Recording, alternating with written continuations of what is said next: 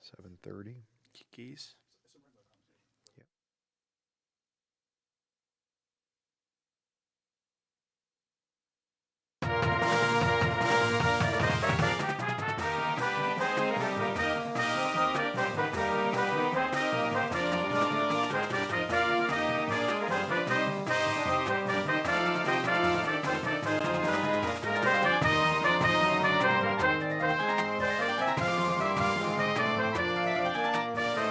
Well, hi, everyone. Welcome to Fire Talk. We give you the latest news and updates on SEU athletics. I'm Ken Ingle, president of Southeastern University. Joining me, as always, is Drew Watson, director of athletics. Good to see you, Drew. Good to see you, Dr. Ingle. Great week so far. Yes. Especially, I'm sure you're on cloud nine after a big explosive win. The Eagles over the Commanders. 55 points, big. Yeah. That was a great day in Philly. They looked great. Yeah, I mean, it should be a good game coming up. And they are going to take on the mighty Chiefs. The mighty Chiefs from Kansas City in the Super Bowl a week from Sunday. Yes. Who are you rooting for? Well, I'm rooting for the Eagles. I know you're surprised about that, but I think they have a better shot this year than they did last time because of one person, Saquon Barkley, was not an Eagle 2 years ago. Yeah. And our offensive attack is a bit more balanced. So we'll see how it goes. I think it's going to be a great game. Of course, Chiefs are looking at a three-peat here. They are. And we'll see what happens. That would be pretty significant if they could pull that off, but we'll see. You know, this is a reminder. The Super Bowl is a reminder that hiring is important. And here's why I say that. We have Chiefs fans in our department now. Yeah, and it was because of our recent wave of, our associate athletic director, Brittany Keller, is a Chiefs fan. Her husband, Skelly. Hudson Welty, our men's basketball coach, is a huge Chiefs fan. Yeah. And so Kellers have graciously invited the staff over to watch the Super Bowl. And, I was actually born in Kansas City. You were. I was. That's right, you were. So that's in I your have family blood. that lives there. So I think what's going to probably happen is the Kellers will have their Chiefs party, and then there will be a Watson Eagles party.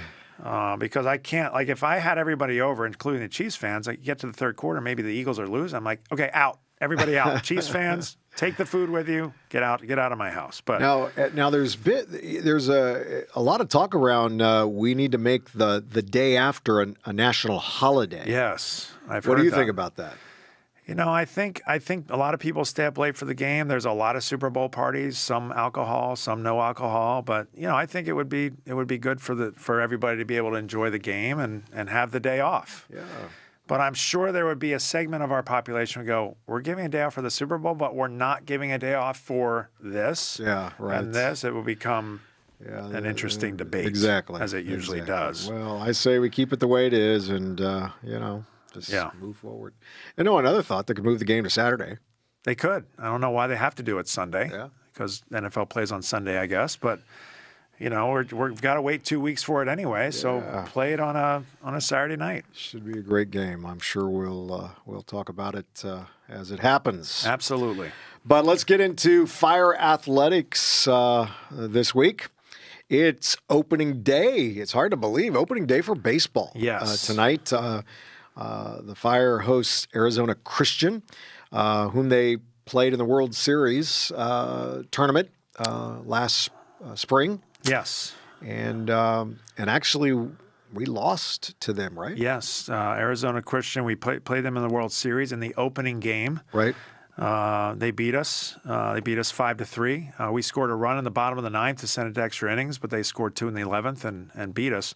The interesting part about that game, and I gave their AD Pete a hard time about this. There was a kid walking around with a sign that he had made that basically said that God was rooting for ACU. Yeah. And I called Pete and I said, how did you get God to root for you? Because we need to. And he's got a great sense of humor. He said, well, didn't it end up that way? I mean, wasn't he? Right. So I told him, I saw him over the weekend. I told him if that sign appears at our place tonight, it will be removed. Quickly, right? Yes. Well, this weekend is the East-West Challenge and is the third year of the tournament. What's the history behind this? This was started 3 years ago, actually 2 years ago. It's the third year of the event. Okay. We started it, and basically we host 4 teams from the West to go with 4 teams from the East. And, it's just an opportunity for teams that don't typically get to travel to face each other in the regular season, to give them that opportunity. We traveled to Arizona last year to face Western teams. Yeah. And it's their turn to come east. So we play Arizona Christian tonight. What does the rest of the weekend look like? Number 10, ACU tonight. Number 24, BC, British Columbia tomorrow. Number 7, LC State on Friday. And number 2, defending World Series champ Hope International on Saturday. So it's truly a great week of high-caliber baseball. Yeah, it's going to be a great season, and hope that everybody can come out and catch the fire, play some great baseball. Absolutely. All right, let's talk about women's basketball. We move on where the Fire, they lost only their 4th game of the year on Saturday. Yep. They fell to Florida Memorial 59-52. Tell us a little bit about the game. Well, it was an ugly game. Like the game that we played them here first semester, I would, as a former basketball coach, label it as ugly. Offense was a little, and for both teams, it's not just us. Shots weren't going in. Offense was kind of staggered. Low-scoring game where especially Saturday, low-scoring game where shooting wasn't great on either side.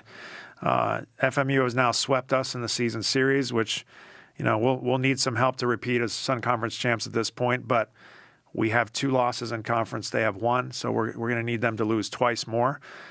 Grace Field and Jody Mullins were honored as Sun Conference Defensive and Offensive Players of the Week, respectively. So congrats to them. It's remarkable that you can get Players of the Week in a loss. But they had good games on Wednesday against Ave Maria last Wednesday. So that's congrats great. to them. What's next then for the team? We host Coastal Georgia tonight at the Furnace, 5:30 p.m. We beat the Mariners 75-63 back in the fall. Jumped out to a big halftime lead, then played them even in the second half. They're 10-6 on the season, but under 500 at 3-5 in conference. All right. Well, that sounds like a good opportunity for a bounce back win tonight. Yep. So looking forward to that game in the Furnace. Mm-hmm. Let's talk about men's basketball. They traveled to Florida Memorial as well, lost to the Lions, who are ranked actually, 22 in the nation. Yep. But they fell 82-71 to fall 9-12 on the season. Looks like this one was a pretty cleanly played game, though.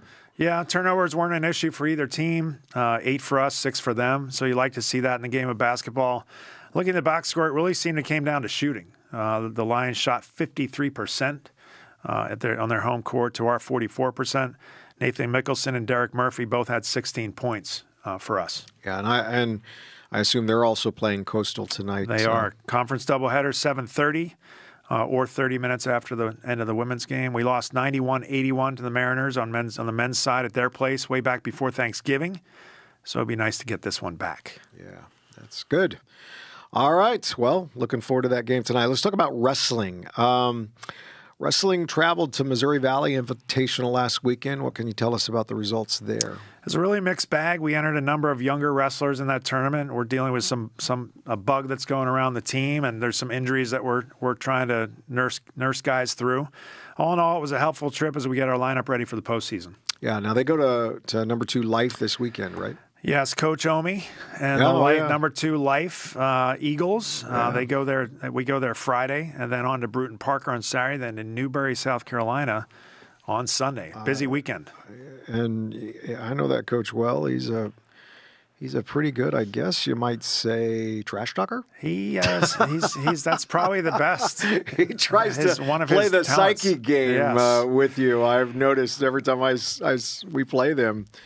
He's always making comments, and that is his deal. And I think you were in the house last time they were here. Yeah, I was not happy.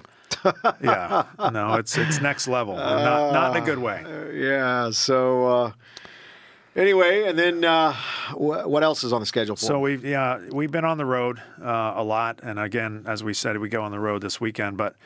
Fans should note that the team will be back for senior night next Thursday, February 6th against St. Thomas, then Kaiser on February 8th, and those are the last 2 opportunities to see the team this year at home. All right, good. Looking forward to it. All right, we love to talk about all good things happening in Fire Athletics, and those things can't happen without the support of our sponsors. The sponsor for today's show is Coca-Cola Beverages Florida. Coca-Cola Beverages Florida is proud to distribute the world's most delicious, sparkling energy water, juice, tea, and coffee beverages to well over 18 million Floridians every day. Honored as the 2020 Minority Business Enterprise Supplier of the Year, Class 4, Coca-Cola Beverages Florida demonstrates solid business performance, strong community involvement, and a commitment to supporting and expanding supplier diversity. Family-owned independent bottler, Coca-Cola Beverages Florida is the official soft drink of the Fire Athletic Program and, of course, of Southeastern University. You know, as a Christ-centered university, it's extremely important that we guide our students to, obviously our mission is to help them discover their divine design, but we also want to provide them opportunities to assist in ways that they can, create discipline in their life for discovery of design. And it's no different for student athletes. And with us today is Curtis and Leroy, and talk about the process in athletics. Welcome to the show, guys. Great to have you. And thank you. Hey, we're excited to be here. I'm actually very excited to be here. So this is kind of a question I've got to ask because of your excitement. Yes. How long have you dreamed of being on this podcast? The Fire Talk has been live for 3 years, and for 3 years I've been waiting to be here. I know we've been wanting to get you on here. We just had to find the slot. Hey, and today is the day, so I'm excited. It's going to be welcome. awesome. Thank you. Welcome. Everybody knows Curtis. Yes. No, Yes. I love this place. So, Curtis, you work in our Department of Spiritual Formation. Yes. Your job is to partner with our coaches to focus on the spiritual growth of our student athletes, like Leroy Yes, here, who plays 100%. football. Can you tell us how you developed a passion for that ministry? Yeah, so I grew up in church, and my parents know this, so they raised me in church. But Southeastern is where I grew my relationship with the Lord, where it became my own.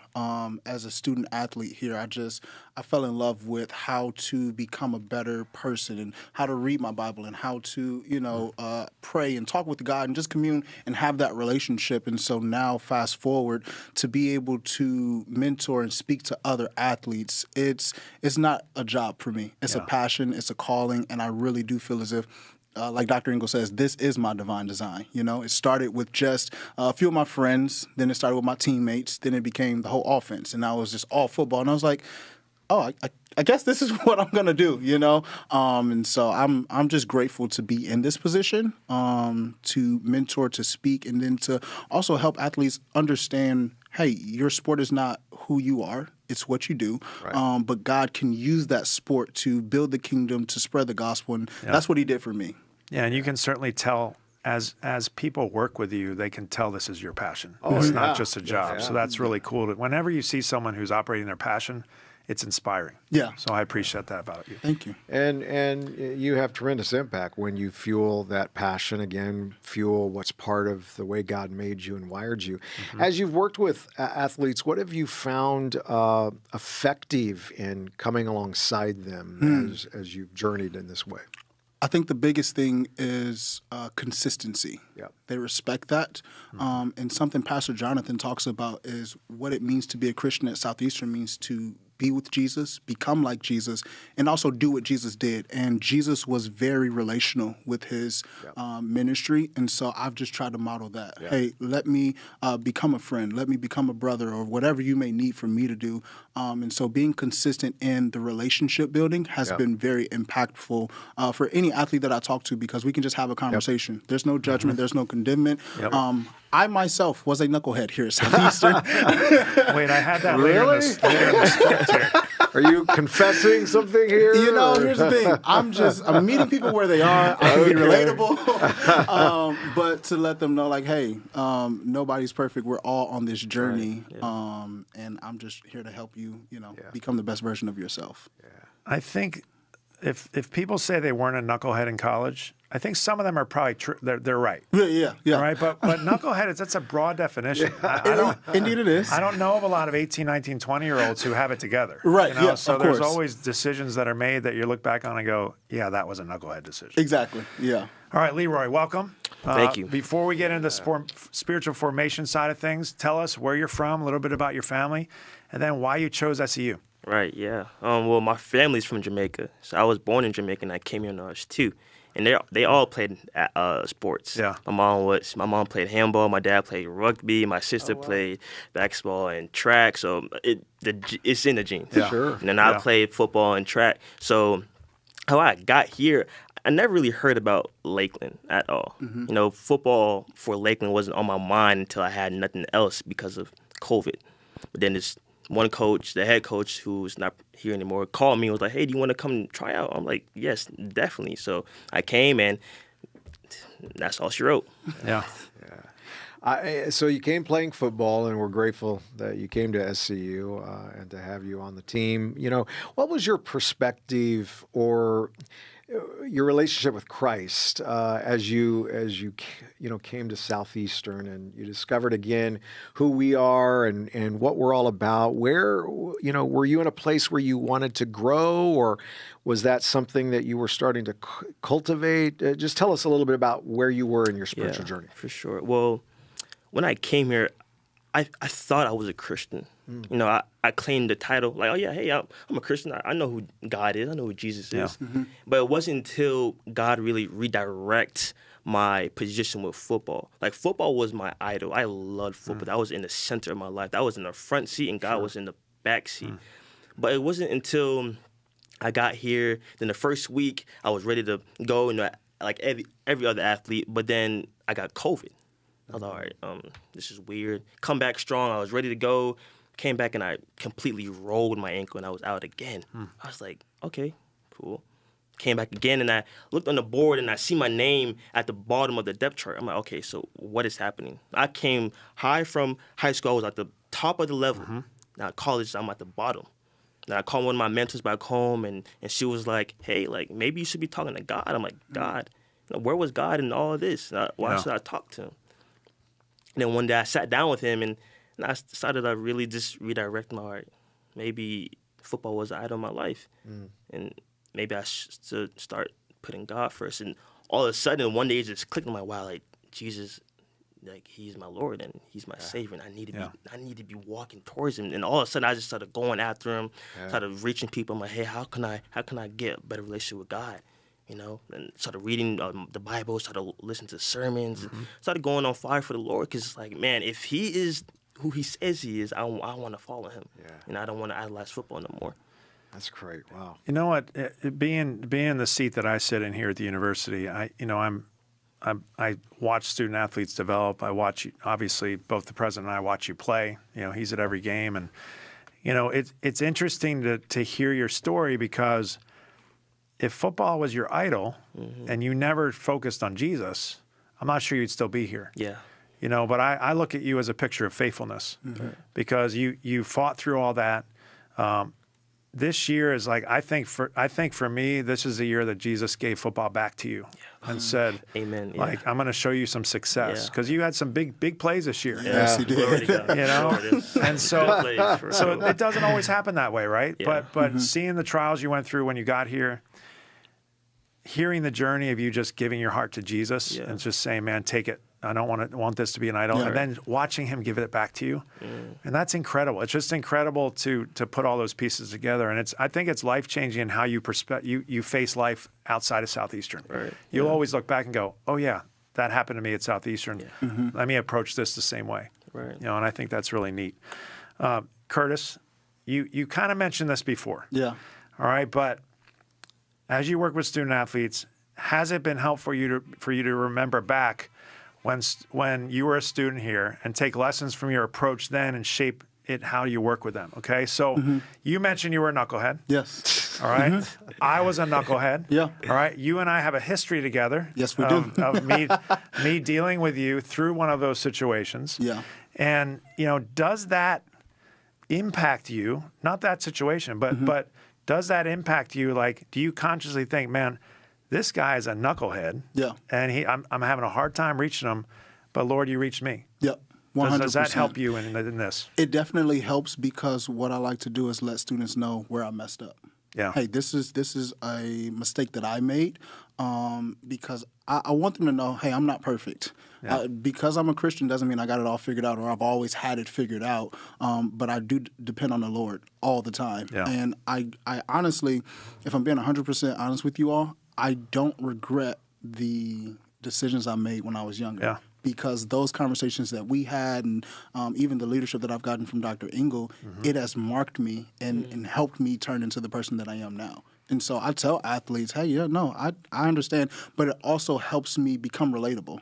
So then when I tell them, oh, I did this, I'm like, oh, okay. And then the door opens for me to have more conversations, because they're like, oh, okay, you made mistakes too and you're okay. Yeah, I'm still figuring it out, No, but it helps. I remember one of the first times I heard you speak to the team, you referenced getting in trouble here. Yeah, I did. And I'm sitting in the back of the room. I'm like, I've got a smile on my face, because not everybody would claim that. They'd run from it. Yeah. You know, and I think it was really cool. And as you said, made you relatable to the student athletes. 100%. And God has just done an amazing thing in my life, going from making mistakes to then becoming a GA in the president's office to now being the spiritual formation leader for all athletes. It's like, God is funny. Yes. And he can use anybody. And so I love that. It's amazing. I have a lot of fun. It's awesome. That's great. You work primarily with student athletes, but you actually get the chance to work with a lot of different students in a variety of areas. Now, yes, sir. As you come alongside these students, do you use different approaches based on, so like you approach athletes differently than you might in other students in certain, or do you just use the same kind of relational principles? And I use a lot of the same relational principles, but the common denominator is always different for every person. Sure. I believe that either sports or music is a base common denominator for any person. And so I'll kind of approach it at that level, but the same question I ask any athlete or traditional student is a question that I think a lot of people ask, but we don't sit down and actually get the meaning, and that's, how are you? And then I break it down into different categories. How are you mentally? How are you physically? How are you spiritually, relationally, emotionally, academically? And then it helps that person then open up. So the idea is the same with every person. I want to ask every person genuinely, how are you? Because it's times where you see somebody, hey, how you doing? Oh, I'm good. All right, cool. And you just keep going. It's like, no, actually, how are you? And especially for students, they have so much going on. It really shows like, hey, he actually cares. So that's the common denominator, is just asking every person and actually meaning, how are you? Not because I really do care. Right. Yeah. That's Well, good. Leroy, being a student athlete with a heart for the Lord is a blessing, but it also can be a challenge. What is it like for you as you relate with teammates who have zero or little desire to have a relationship with Jesus? How do you approach those situations? Yeah. Well, I guess first we have to understand, like, where are they coming from? It's like, why is football such a big priority in their lives? And for so many people, football is their way out. Yeah. Like honestly, like, football is all they have. So once you start understanding that, it's like, okay, cool, I feel compassion for you. But then on your journey, there's going to be something that hits. A block, a boulder, whatever it is, it's going to be something that comes in the way, and it's all right, bam, there it is. Yeah. And I'm here for you when that comes. And I think a lot of people take that personally, like somebody in your shoes just trying to build relationships, and somebody like, Leroy, I don't want any part of that. Yeah. Some people are like, well, they're rejecting me. But you won't be ready for that moment when God works in their life if you take it as a personal rejection. You just have to keep loving them through that, and that's awesome. Yeah. And I would say the same question for you. I mean, Curtis, how do you connect and relate to the athletes they're all at different levels of their spirituality? Some may not really have a relationship with Christ, and some are, on the journey learning, discovering. How do you approach that? Well, it's a little bit easier because we are a Christian university. Right. And so because they understand that we're a Christian university, it gives me the ability to ask the question, how is your relationship with God? Not do you believe, how's the relationship? Do you have a conversation?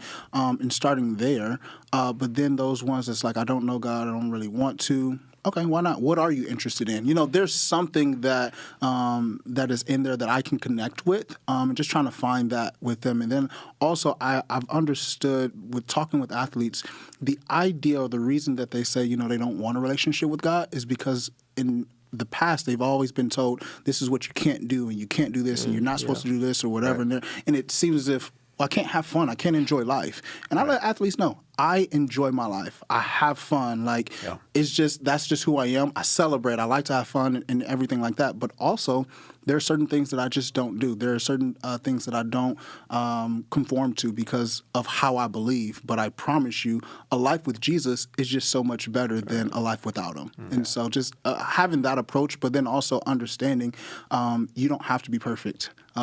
Some of the athletes that I talk to who are in that boat, they say, I'm trying to read this Bible thing, but I don't get it. And so I ask them, hey, what version of the Bible are you reading? And they say, King James. All right, let's stop reading that. Let's start right there. Because I don't even understand that, Yeah. But reading something that's a little bit easier read to understand, whether it be NLT, ESV, or, whatever it is. So just trying to find that common denominator, but then also let them know, you don't come to Jesus when you're perfect. You come to Jesus to continue to grow, and it's a continual journey for the rest of your life. Because there's things that I'm still working on, and Drew's told me he's working on. Even you share, we're all working at some point. And so just helping them understand that, then it kind of like takes that wall down or that chain that they have. Yeah, that's good. So Leroy, you've shared your journey. Was there a particular moment after you arrived on campus that you can share with us where you decided, I want to pour into fellow student athletes? Yeah, right. Well, after I met the Lord and I had that revival, I was like, man, I cannot hold this back. Yeah. If my teammates are just like how I came in, it's like, imagine if they get the Lord too. Mm-hmm. Yeah. So I wanted to make sure, at any given moment, I remember before, it was my freshman year before List, we had a chance to give devotionals. So I'm like, all right, let me get on that. Mm-hmm. So this is a chance to put myself out there. And I remember I had the opportunity to speak before away games. Like, man, let me put myself out there and make sure that I am here for you. Mm-hmm. Yeah. Or even on the field, a lot of people look at me as this spiritual mentor, but of course I'm just a person. But I represent Jesus Christ on the field. So it's a big. It's a big task to handle, but at the same time, it's all right. They're looking at Leroy to see how he follows Christ, and now it's like, all right, as you look at me, now you can follow me as I follow the Lord. Mm-hmm. Yeah. What I've noticed about your ministry with your teammates and with other athletes is that you are living out what you talk about. Mm-hmm. Right. And there are so many people who talk about God, but they live a whole different way. Yeah. And so when the God talk comes up, they're like, oh, okay. Yeah, I see how you're living on the weekend. Yeah. Right. It's not that you're perfect. None of us, as Curtis said, none of us is perfect. We're all growing. But I've appreciated that you put your money where your mouth is and you live the life and walk the walk. Well, for granted, it's a hard thing to do. Yes. It's a really hard thing to do. Like you say, I have to represent Jesus Christ. Once I got baptized, professed that He's my Lord, I'm on His team now. Yeah. Mm-hmm. So I can't keep going back on offense and defense. No, I am on the offensive team now. I'm with Christ. That's good. So it's in a way, it's I wouldn't say a burden, but it's man, it's worth it. It's a responsibility. It's exactly a responsibility. Yep. That's good. Well said. Wow. The word of the year, fuel the fire for all of us. What does that mean to both of you? You want me to go first? Yeah, go first. I think specifically because of the position that I'm in, I'm supposed to be the fuel. Yeah. I'm supposed to encourage. I'm supposed to uplift. I'm supposed to empower athletes to be the best version of themselves in doing that with the Lord. So for me, I'm supposed to, ignite that fire that's within them. And sometimes it looks like a fire that's a little dwindled and it's a little small. Okay, how do we build that back up? And so hearing the word of the year and then also your message, it's like, okay, I know my role, and that's seeing a lot of our athletes blossom and burn for the Lord. Yeah, that's great. Did you get that pun? Burn for the Lord? Burn. Yeah, pun intended. Yes.